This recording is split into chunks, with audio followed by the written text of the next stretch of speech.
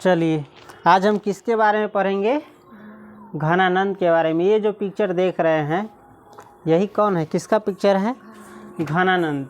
ठीक है, और घनानंद के बारे में हम एक एक लाइन अच्छे से पढ़ेंगे और ऑब्जेक्टिव सब्जेक्टिव सब में काम आ जाएगा अगर अच्छे से पढ़ेंगे तो, समझ गए। लेकिन हम अभी ज़्यादा ऑब्जेक्टिव को लेकर के चलते हैं। चलो सबसे पहला लाइन क्या है आप पढ़ सकते हैं, आप लोग अपने सामने किताब उल्टा सकते हैं। पेज नंबर कितना है? 117। चलिए हिंदी का कदी करा है। ये रीति युगीन काव्य में घनानंद रीति मुक्त काव्य धारा के सिरमौर कवि है। इनका जन्म 1689 ईस्वी के आसपास हुआ। याद करते चले जाइएगा, घनानंद का जन्म कब हुआ? 1689 ईस्वी के आसपास। इसके बाद इसकी 1739 ईस्वी में वे नादिर शाह के सैनिकों द्वारा मारे गए। आप सभी लोग अपने सामने क्या उल्टा करके रखिएगा? किताब, समझ गए। 1739 ईस्वी में क्या हुआ? ये मर नहीं गए, नादिर शाह के सैनिकों द्वारा क्या हुए? मारे गए। फिर भी इसका निधन भी गिना जाएगा। इसका जन्म कब हुआ? 1689 ईस्वी में, और मृत्यु यानी निधन कब हुआ? 1739 ईस्वी में। परीक्षा में देगा घनानंद का जन्म कब हुआ? 1689 ईस्वी में। मृत्यु कब हुई? 1739 ईस्वी में। परीक्षा में इस प्रकार भी दे सकता है, घनानंद किसके सैनिकों द्वारा मारे गए? नादिर शाह के। किसके द्वारा? नादिर शाह के सैनिकों द्वारा मारे गए, समझ गए। ये तत्कालीन मुगल बादशाह मोहम्मद शाह रंगीले के यहाँ मीर मुंशी का काम करते थे। ये उस समय के जब ये थे, उस समय के जो मुगल बादशाह थे, बादशाह माने होता है राजा, मुगल माने होता है मुस्लिम। मुस्लिम शासक जो थे उसको कहा जाता है मुगल। मुगल एक वंश है। तो ये तत्कालीन मुगल बादशाह मोहम्मद शाह रंगीले के यहाँ मीर मुंशी का काम करते थे। किसका काम करते थे? मीर मुंशी का। ये अच्छे गायक और श्रेष्ठ कवि थे। ये क्या थे? अच्छे गायक थे और बढ़िया कवि थे। कवि कहते हैं गीत लिखने वाले को, कविता लिखने वाले को, समझ गए। किंवदंती है कि ये सुजान नामक नर्तकी को प्यार करते थे। किंवदंती है यानी लोग कहते हैं, यानी कहा जाता है कि ये सुजान नामक, क्या नाम था? सुजान। सुजान नामक एगो नर्तकी थी। कौन थी? नर्तकी। नर्तकी जानते हो किसे कहा जाता है? नहीं जानते हो? नर्तकी कहा जाता है नचनिया को, नाच करने वाले को। राजा के दरबार में, चाहे किसी बादशाह के दरबार में जो नचनिया होते थे, नाच करने वाले होते थे, उसी को नर्तकी कहा जाता है। तो एक नर्तकी थी, कौन? सुजान। कौन थी? नर्तकी का नाम क्या था? नर्तकी यानी लड़की का नाम है, ठीक है। लड़की जो थी एक नर्तकी थी और उसका नाम क्या था? सुजान था। इन्हीं से ये क्या करते थे? क्या करते थे? प्यार करते थे, समझ गए। विराग होने पर ये वृंदावन चले गए और वैष्णव होकर काव्य रचना करने लगे। विराग होने पर, विराग यानी जानते हो ना, बिछो होने पर, ये बिछड़ न जाता है, वियोग न हो जाता है, विरह न पड़ जाता है। तो वही विराग होने पर ये कहाँ चले गए? वृंदावन। ये सब ध्यान रखिएगा। विराग होने पर कहाँ चले गए? वृंदावन। कहाँ चले गए? वृंदावन। और वृंदावन जा करके क्या हो गए? वैष्णव होकर। क्या होकर के? वैष्णव। हिंदुए धर्म के एगो संप्रदाय, हिंदुए धर्म एकरा कहै छी, विष्णु के उपासक, समझ गए। तो वैष्णव होकर के क्या करने लगे? काव्य रचना करने लगे, यानी कविता लिखने लगे, समझ गया। अभी जो हम बोल रहे हैं ये याद रखेगा, पढ़ेगा और किताब में पढ़ेगा तो ये सभी समझ में आता रहेगा, समझ गए। सन 1739 ईस्वी में नादिर शाह ने दिल्ली पर आक्रमण किया। तब उसके सिपाहियों ने मथुरा और वृंदावन पर भी धावा बोला। अभी हमने क्या पढ़ा? विराग होने पर ये कहाँ चले गए? वृंदावन। वृंदावन भगवान श्री कृष्ण की जो रासलीला जहाँ पर किए हैं वृंदावन में ही किए, ठीक है। तो विराग होने पर ये कहाँ चले गए? वृंदावन। और 1739 ईस्वी में, किस ईस्वी में? 1739 ईस्वी में। अगर तुमको नहीं समझ में आए, चाहे आपको नहीं समझ में आए, तो अभी कितना चल रहा है? 2025 चल रहा है।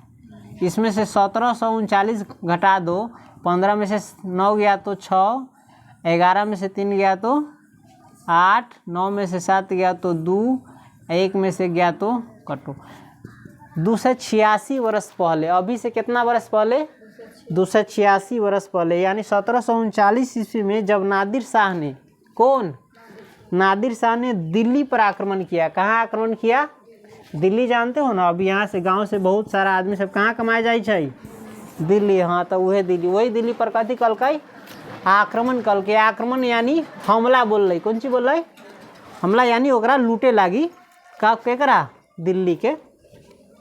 दिल्ली पर आक्रमण किया कौन, नादिर शाह।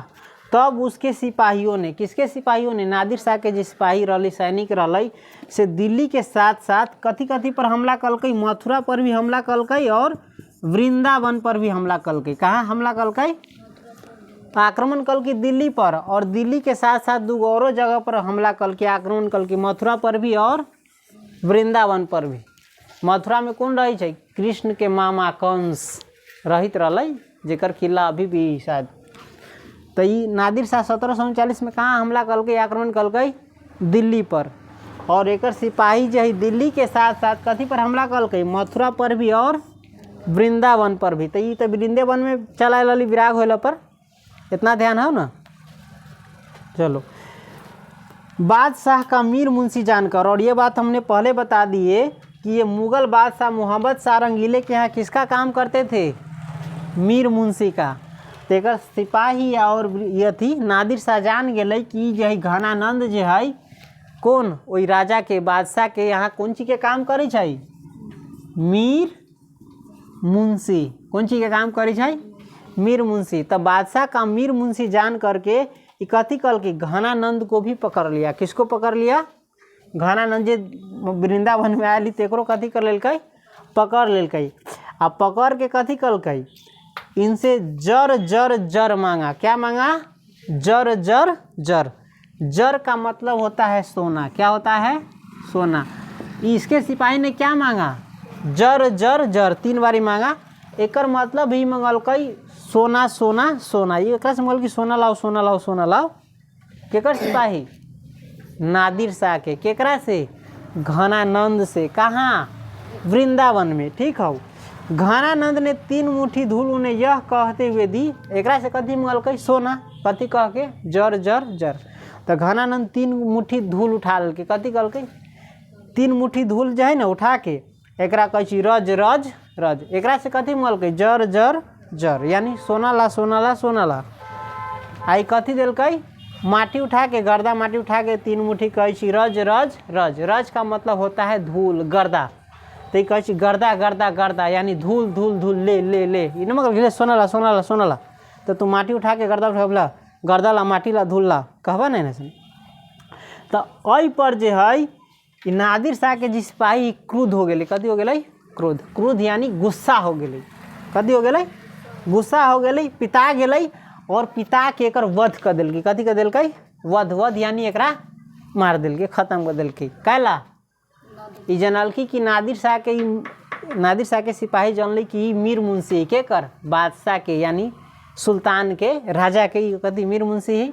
आई जान के एकरा से कथी मंगलकै, सोना सोना सोना। आई उठा के दिल्कै 3 मुट्ठी धूल धूल धूल। पर पिता के एकरा खत्म कर दिल्कै। तो एगो पैराग्राफ हो गेलो, अभी समझ गए। आगे से पढ़वे तो ध्यान रहतू ना। चलो दूसरे पैराग्राफ में चलते हैं। तो यहाँ तक जो हम पढ़े हैं उसका थोड़ा ऑब्जेक्टिव भी समझ लेगा। कहने का तो जरूरी नहीं पड़ेगा, फिर भी थोड़ा समझा देते हैं। पूछेगा जन्म कब हुआ था, तो 1689 ईस्वी में। मृत्यु कब हुआ, चाहे निधन कब हुआ, चाहे देहांत कब हुआ, तीनों का एक ही अर्थ है, 1739 ईस्वी में। ठीक है। किसके सैनिकों द्वारा मारे गए, नादिर शाह के सैनिकों द्वारा। 1739 में नादिर शाह ने कहाँ आक्रमण किया, दिल्ली पर। और दिल्ली के साथ साथ यदि दिया रहेगा तो वृंदावन और मथुरा पर भी हमला किया। और नादिर शाह के सैनिकों ने घनानंद से क्या मांगा, जर जर जर, यानी सोना सोना सोना। इस पर घनानंद का क्या किया, 3 मुट्ठी धूल उन्हें देकर कहा रज रज रज, यानी धूल धूल धूल। यही पर पिता के नादिर शाह के सैनिक यानी सिपाही कथी कल के कर वध कर दिल। वध यानी हत्या कर दिया। समझ गया इतना। अब दूसरे पैराग्राफ में आते, यहाँ से देख सकता है घनानंद प्रेम के पीर के कवि है। परीक्षा में तुमको पूछ सकता है घनानंद किसके कवि है। परीक्षा में पूछेगा घनानंद किसके कवि है, तो तुम लिख सकता है प्रेम के पीर, कथी के? प्रेम के पीर। पीर माने जानता है ना दुख, पीरा। प्रेम में जो दुख होता है उसी को कहते हैं प्रेम के पीर। घनानंद किसके कवि है? प्रेम के पीर के कवि है। चलिए तो यहाँ पर थे हम, घनानंद किसके कवि है? प्रेम के पीर के कवि है। सही हो गया। घनानंद किसके कवि है? प्रेम के पीर। परीक्षा में देगा घनानंद किसके कवि है? तो प्रेम के पीर के कवि है। उनकी कविताओं में प्रेम की पीड़ा, मस्ती और वियोग सब कुछ है। इनकी कविताओं में क्या क्या है? प्रेम में जो पीड़ा होता है, प्यार में पीड़ा, मस्ती जो आनंद आता है वो, और वियोग, वियोग यानी बिछड़ता है तब, इस सब कुछ है किनकी कविताओं में? घनानंद की कविताओं में। समझ गए। आचार्य शुक्ल के अनुसार प्रेम मार्ग का ऐसा प्रवीण और धीर पथिक तथा जवादानी का ऐसा दावा रखने वाला ब्रज भाषा का दूसरा कवि नहीं हुआ है। आचार्य शुक्ल के अनुसार इनके जैसा कवि किसके? प्रेम मार्ग का प्रवीण यानी एकदम जेकरा पास कोई चीज़ के एकदम सॉलिड नॉलेज है, पूरा परफेक्शन हो, पूर्णता से जिसके पास नॉलेज हो। ठीक है। वियोग में सच्चा प्रेमी जो वेदना सहता है, उसके चित्त में जो विभिन्न तरंगे उठती है, उनका चित्रण घनानंद ने किया है। वियोग में सच्चा प्रेमी जानता है ना, जो सच में किसी से प्यार करे, खिलौड़ नहीं।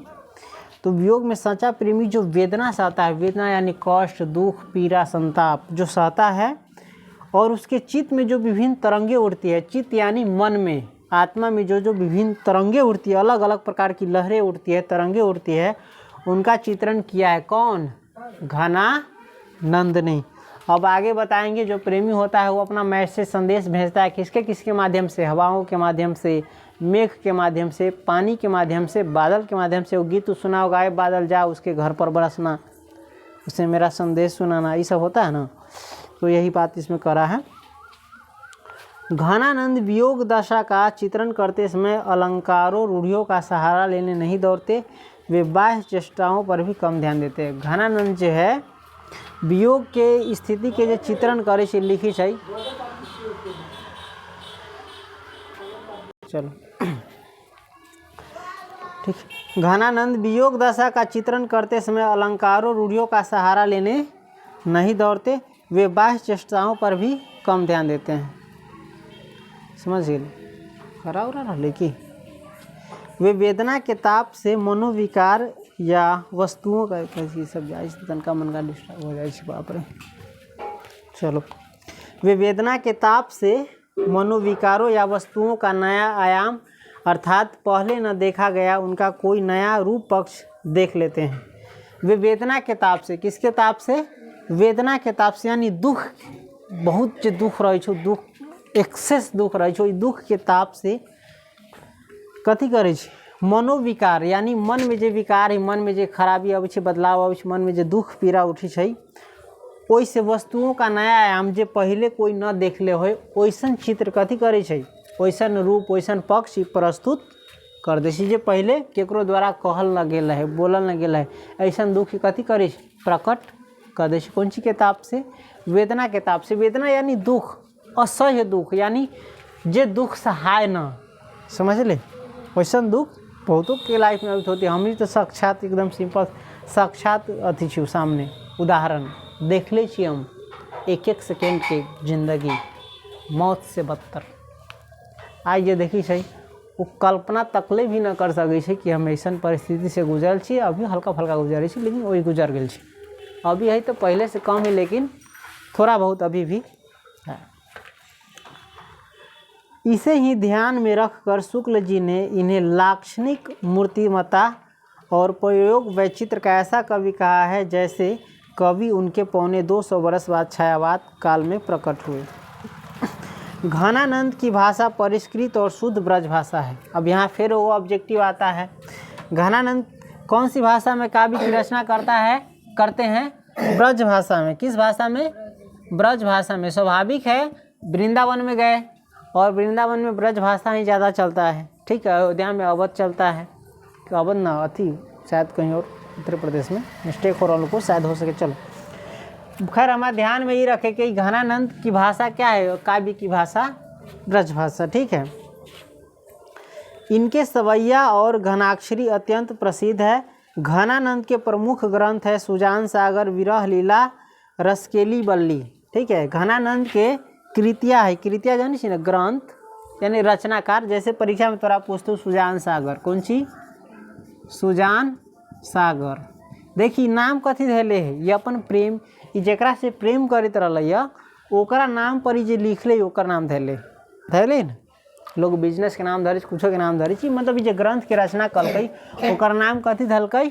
सुजान सागर। केकरा नाम पर? जरा से प्रेम करते रही नर्तकी से बतैलू ना, ओकरा नाम पर धलकै। तो परीक्षा में तुमको दे सकता है कि सुजान सागर के रचयिता कौन है? घनानंद। सुजान सागर के लेखक कौन है? घनानंद। सुजान सागर किसकी कृति है? घनानंद के। समझ ले। सुजान सागर के रचनाकार कौन है? सुजान सागर के कुछो पूछतू तो कौन है? घनानंद है। औरों भी लिखले है, एगो औरों लिखले विरह लीला।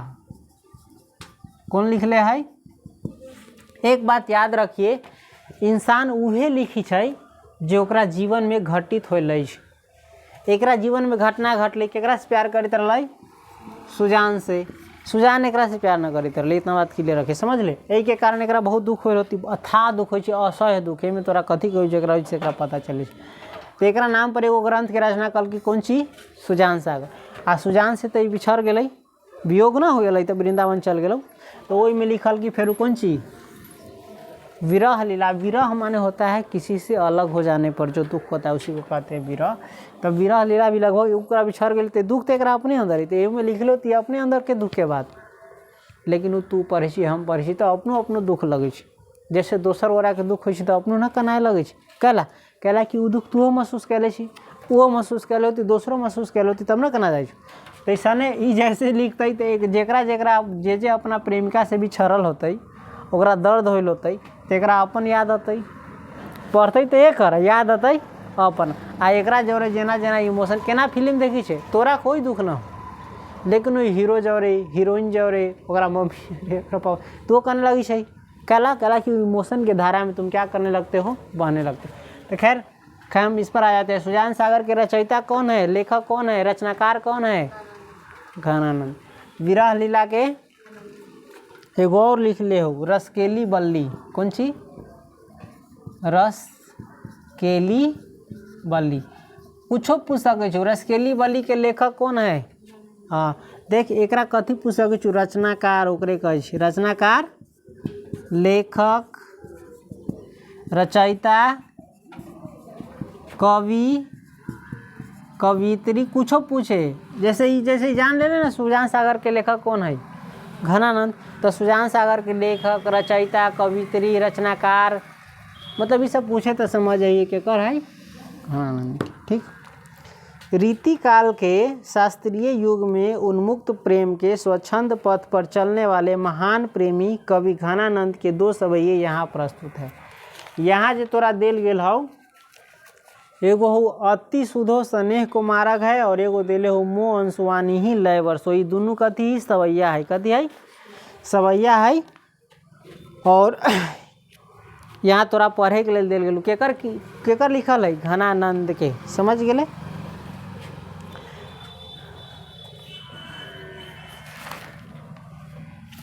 आई कौनची के लिए, कौनची पर है ये सवैया? कौनची पर है? प्रेम पर है। कौनची पर है? प्रेम यानी प्यार पर, जेकरा लव कहे छै। अभी के समय में लव स्टोरी कहे, कुछो कहे, समझ ले। चलो, ये छंद उनकी रचनावली घनानंद से लिए गए हैं। ये जो छंद है, ये जो सवैया है, कौन चीज से लेल गया है? घनानंद से। कौन चीज से लिया गया है? परीक्षा में दे सकता है। ये सवैया जो अति सुधो स्नेह को मारग है, किन से लिया गया है? घनानंद से। कौन चीज से? एना लिखल हो, घन आनंद। कौन चीज से? एना लिखल गेलू। ठीक हो। ये अति सुधो स्नेह को मारग है, किन से लिया गया है? घनानंद से। एगो औरो सवैया हो, मोह अंशुवानी ही लय वर्षो। ये भी किन से लिया गया है? घनानंद से। प्रथम छंद में कवि जहाँ प्रेम के सीधे, सरल और निश्चल मार्ग की प्रस्तावना करता है, वहीं द्वितीय छंद में की अन्योक्ति के माध्यम से विरह वेदना से भरे अपने हृदय की पीड़ा को अत्यंत कलात्मक रूप में अभिव्यक्ति देता है। प्रथम छंद में क्या है? कवि प्रेम के मार्ग को, प्रथम जो छंद है अति सुधोषणेय को मार्ग है, इसमें क्या करता है, प्रथम छंद में क्या कहता है, प्रेम का मार्ग क्या होता है, एकदम सीधा होता है। क्या होता है, सीधा होता है, सरल होता है, सरल यानी आसान होता है, समझ ले। वही में और निश्चल होता है, इसमें कोई छल कपट नहीं होता है। प्रेम का मार्ग कैसा होता है, सीधा होता है, सरल होता है और निश्चल होता है। निश्चल यानी जिसमें कोई छल कपट ना हो, इसमें कोई छल कपट चाल में न हो। प्रेम के मार्ग अत्यंत कथी है, सीधा है, समझ गए। और दोसर छंद में बताबू छी, मेघ के द्वारा, मेघ के अनुक्ति के माध्यम से विरह वेदना, मेघ के माध्यम से अपना जो विरह है मतलब वियोग वाला जो दुख दर्द है से प्रस्तुत करे छो, समझ गए।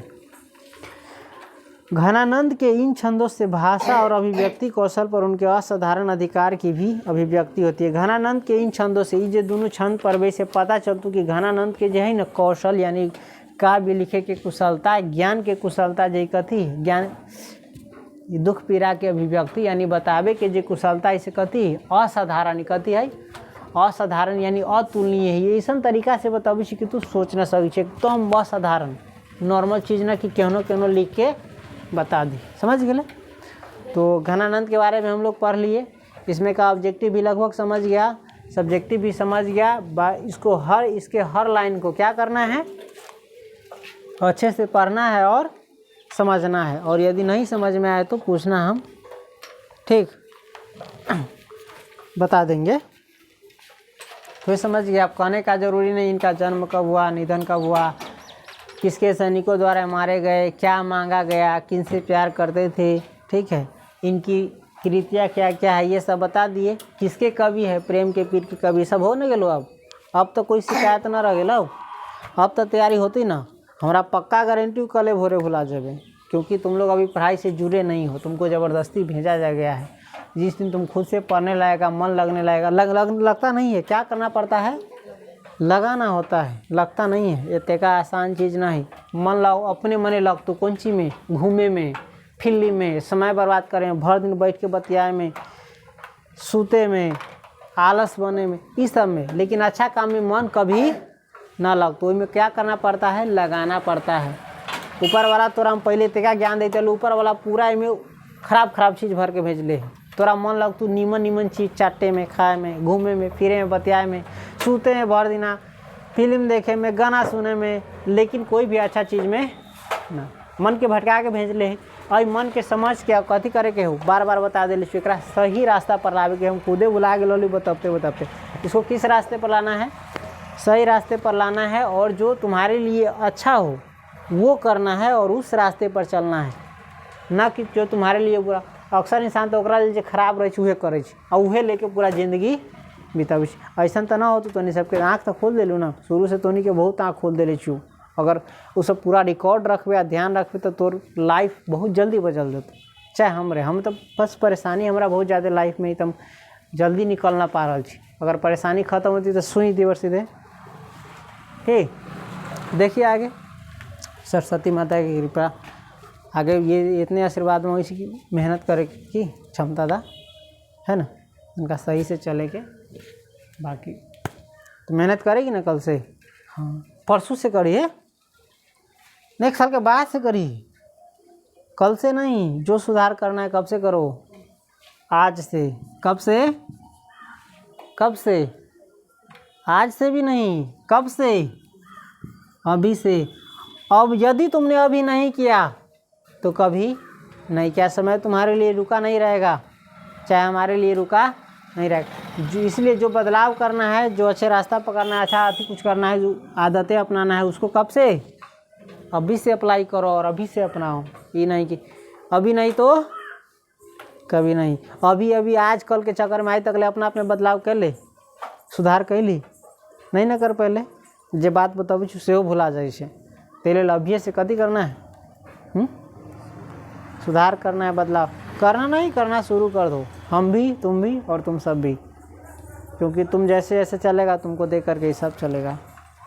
इसलिए ध्यान रखना इस बात का, ठीक है। बाकी कल गला तो बजिए गेलो, 3-4 गो क्लास ऐसा और करबी तो गला के आवाज़ गले में रह जाती।